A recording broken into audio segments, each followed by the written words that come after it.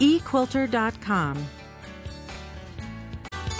Well, I have Sophie and Luana Rubin with me today. Welcome. Thank you. And this is not by far your first time on Quilting Arts. You've been here before. We have. And you're obviously fabric enthusiasts. I know you do a lot of traveling around the world looking at various textiles from different countries. Tell us what we have on the table today.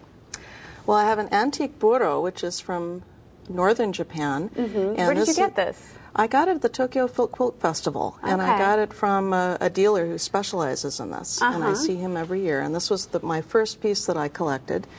And it's basically a bunch of yarn-dyed and hand-stenciled pieces that were work clothes and then restitched into a quilt with Sashiko stitching. That's beautiful. And how old is this piece? About 100 years old. 100 years old. So that is certainly a treasure. And let's take a look at this piece here. Tell us about that.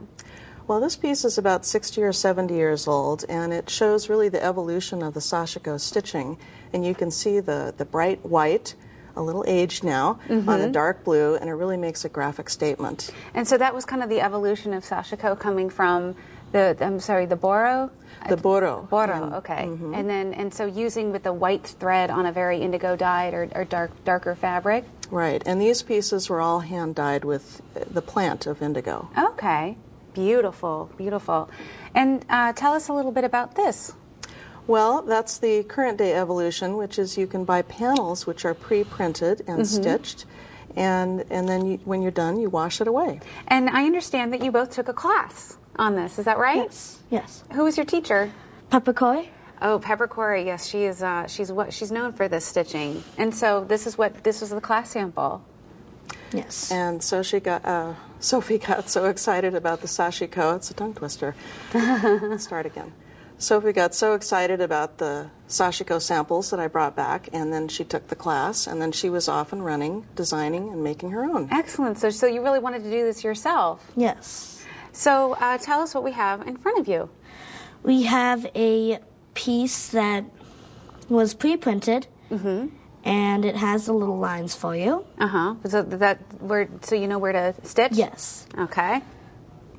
And tell me about the design itself. Well, we have the leaves here, or the flowers, and then we have the little swirls right here. Okay. And I noticed that you are using a colored thread. So you don't really have to modernize the Sashiko work. You can use, it looks like colored thread, multicolored thread. Yes. Very, very nice. They're beautiful, bright hand-dyed threads.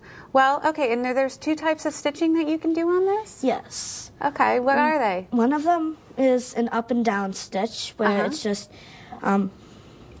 down, stabbing. Yeah. Okay, and then the other one? The other one is a running stitch, where you do more than one stitch at a time. Stitch at a time, yeah. So is that what you're doing on this one? Yes. Okay, can you show us? Okay. And Sashiko actually means little stabs. I never knew that. Yeah. So when we work on it, we talk about stabbing the fabric with that big fat needle. I was going to say, I'd love to. Okay, so you're doing it one at a time. Very nice. Holding the fabric taut. So for this kind of work, you really do use bigger needles for that? Yes. So let's take a look at those needles that are in front of you. Right. And these are needles that are, some of them are from the U.S., some of them are imported from Japan. So was that the stab stitch or the running stitch that you just did? That was the running. The running stitch. Can you show us the stab stitch? Okay. And talk us through it. Tell us what you're doing. So I'm pulling it, pushing it down, and then pulling. Then I am going back up. And you're just going right, you're looking at that blue line to go back up. Yep.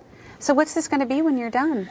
It's going to become either a pillow, or I'm going to sew it onto the back of a jacket. Okay, so once you're done stitching this, what's the next step? I'm going to tea dye it. Okay. So that all of the blue lines are out. Because the tea dyeing will add some color, Yes. but also the water, because this is water soluble, it'll take away these cheater lines. Yeah. And you can also transfer your own designs. Is that right? Exactly, right. So, and you have a couple of tools in front of you? Yes, the two tools that we played around with are white transfer paper, which is like a graphite transfer paper, and you use something similar to a ballpoint, and you lay it on top of the blue fabric and draw on it, and of course it's like a chalk. It comes right onto the paper. And then there are also more liquid pens, and these can be erased by ironing. Okay, okay. And Sophie, didn't you make another piece? Can you show us that? Yes. I have that down here. This was her own design. So you transferred this onto fabric and then you stitched it out? Tell us about it. Well, I took a fabric pencil, and I made these, and I put "Welcome Home," and I wrote "Welcome Home" on it. And then Welcome home, Mom. Yes, welcome home, Mom. Aw, that's great. And then I took that same pencil and made darker lines so that it looked like little these lines. Yeah, for stitching. Little stitches. Well, this has been fantastic. Thank you so much for coming. Thanks for having us. And thanks for tuning in. I hope you'll join